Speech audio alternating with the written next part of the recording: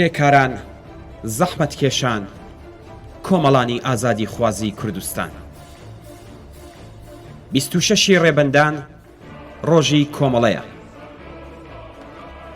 ڕۆژی کۆمەڵا ڕۆژی ڕێزگرتن لە 43 ساڵ هەڵسوڕان و خەباتی بێوچانی ڕێکخراوێکی شۆڕشگێڕ و کۆمۆنیست لە ناو شۆڕشی کوردستان و ئێراندایە.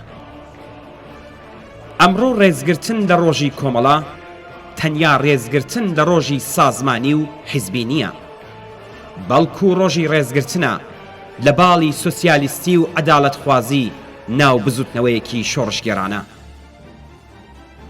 ئەمڕۆ کۆمەڵا ناوێکی خۆشەویست و جێگای هیوا لە ناو دڵی خەڵکی هەژار و چەوساوەی کوردستاندایە کە بۆ ڕزگاری و ئازادی و یەکسانی ئینسان خەبات دەکات.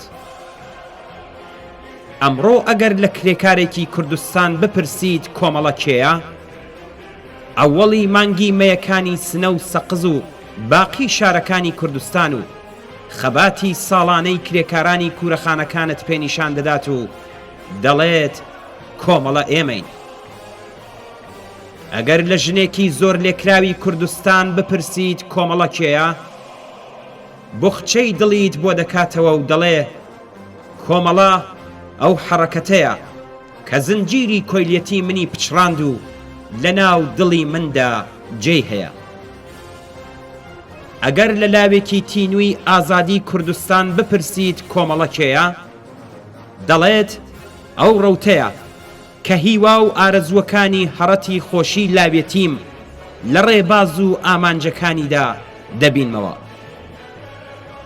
ئەگەر لە دایکی شەهیدێک بپرسیت کۆمەڵە کێیە، ڕسمی بە گوڵ نەخشاوی ڕۆڵەکەیت نیشان دەدات کە وەک ملوانکەی خۆشەویستی لەسەر دڵیەتی و دەڵێ کۆمەڵە کۆرپەکەی منە.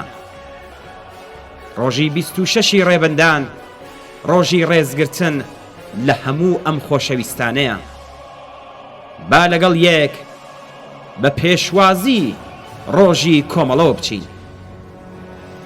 بەرز و بەڕێز بێت 26 ڕێبەندان، هەر شەکاوە بێ ئاڵای سووری کۆمەڵە.